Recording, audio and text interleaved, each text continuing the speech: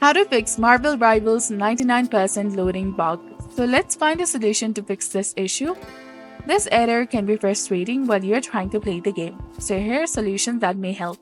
First of all, you have to change the installation location. If you have an SSD, right-click on the Marvel Rivals game in your Steam library and select Properties. Then go to Install Files. Change the installation location from your local drive C to another folder. Many players have found this helpful. Now, verify the game files. If you prefer not to change the installation location, you can verify the integrity of the game files. In the same Properties section, look for the option to verify the game files, and one of the files may be corrupted, which could be causing the loading issue. This process may take some time but can resolve the problem. You can also adjust compatibility settings. Navigate to the game folder, find the game launcher and right-click on it and select Properties. Go to the Compatibility tab, Run as an administrator.